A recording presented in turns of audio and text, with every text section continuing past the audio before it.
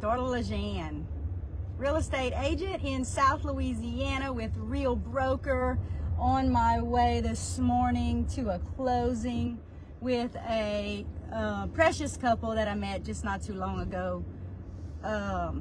Closing days are always amazing, exciting days.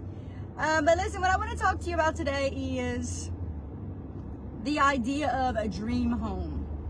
And I'll tell you, we built our house, about 12 and a half years ago. What we thought was going to be our forever home, dream home, the perfect home. What we quickly realized is that as humans, we are never satisfied.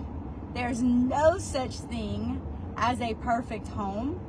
The minute either you build or you buy a home and you live in it for either a couple of days, a couple of weeks, maybe a couple of months, listen, maybe even a couple of years, our needs as humans are always changing.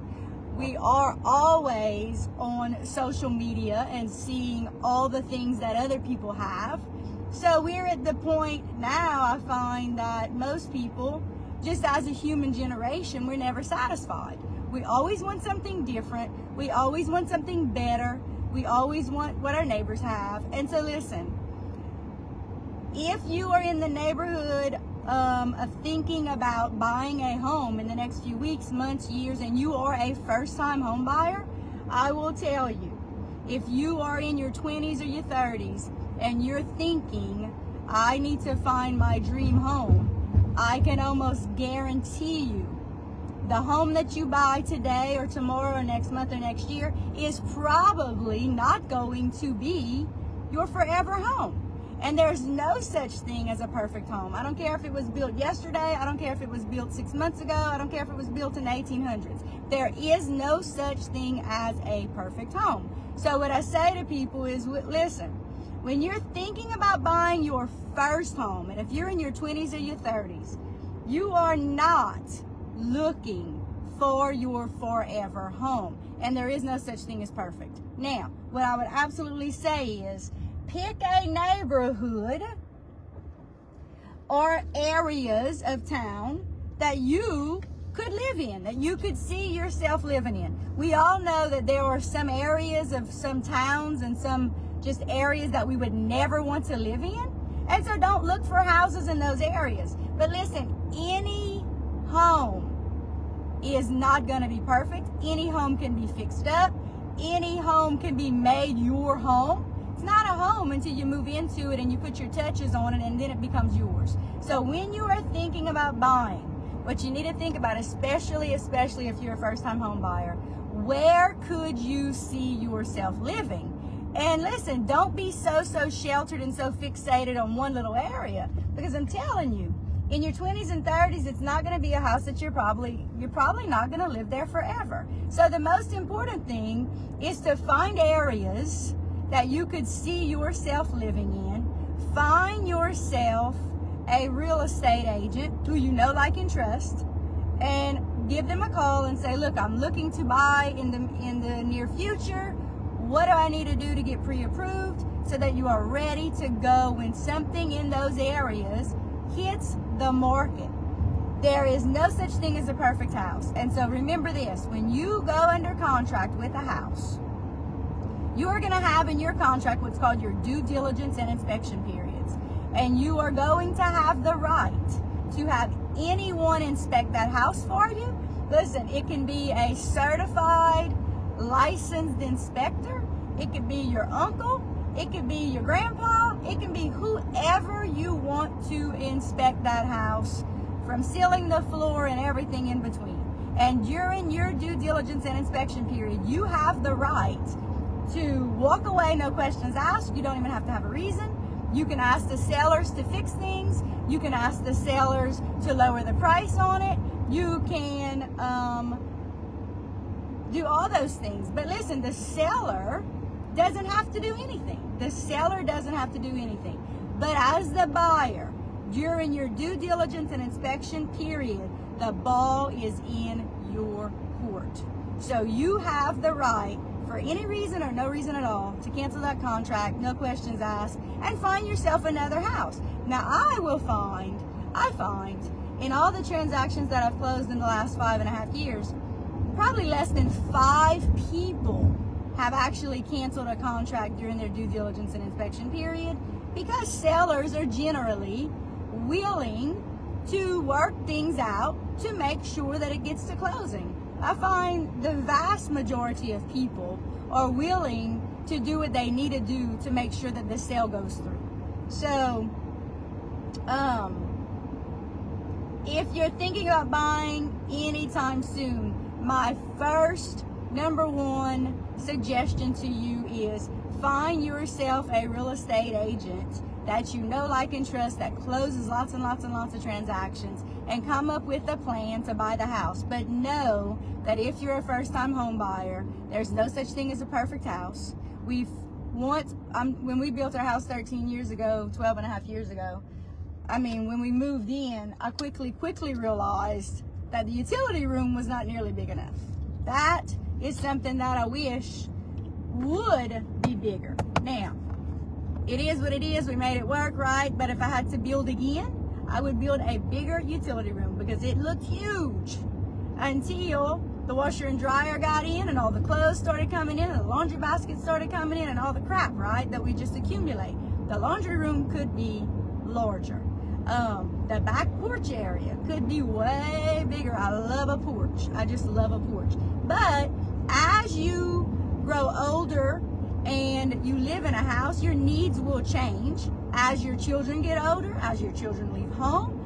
Before you have kids, listen, it's crazy, but before you have children, anyone who right now has one child, isn't it crazy all of the stuff that we accumulate just from that one child? And so our needs will change. Your needs will change as you have one child, as you have 2 children, as you have 3 children, and then as they become teenagers. And then, of course, your needs will change once they start moving out of the house, which is where we are now. We are now living in a house that's, I think it's about 2,000 square feet, 3 bedroom, 2 bath. And listen, 2 bedrooms are now completely empty. Now, when the boys come back to visit, it's a place to sleep. But for the most part, it is a big empty house, and it's just me and my husband. So we may think about one day downsizing, maybe, I don't know, we might, and it would surely be fun to go house hunting. I love house hunting. So listen, just remember this. The most important thing, if you were my child and I was talking to you about thinking about buying a house in the near future, which my son is just turned 22, and we're going to be house hunting for him soon, very soon, what I have said to him is find the neighborhoods that you could see yourself living in. Drive through those neighborhoods at different times of the day, at night, early in the morning. See what the traffic's like in those areas, in those neighborhoods, and figure out where you could see yourself living, and then make the house work, right? Make the house work if you can find it in an area that you can foresee yourself living. That is the advice I'm giving to my own personal child. And then the second piece of advice is going to be decide what is your max budget on a house, including the house note, the taxes, the insurance, and if it's in an area that requires flood insurance, the flood insurance. What is your max budget? And do not put yourself in a situation where you are what's called house poor. You do not want to put yourself in a situation where all your money's going to this house and now you have no way to live, right? No way to go out and have fun. No way to pay for repairs if something breaks, because something will break. Something will need to be repaired. So you don't want to be house poor. So thinking about what's the most amount you want to spend on a house each month so that you still have money left over to live your life and enjoy your life. If you are currently living in a rental and you feel comfortable with that rent number and you feel like, okay, this is a good number for us, Or we could spend more if it's a house that we own. Know that number before you get pre-approved. And I always tell people, and this is what I would tell my own child when he starts house hunting, do not let a lender pre-approve you for more than you are willing to spend each month. So know your number. Tell them this is my max budget for the month and this is all I want to spend on a house. And then once they tell you this is the price range that you want to shop for a house, then you have to decide, well, is that number something that I'm going to increase?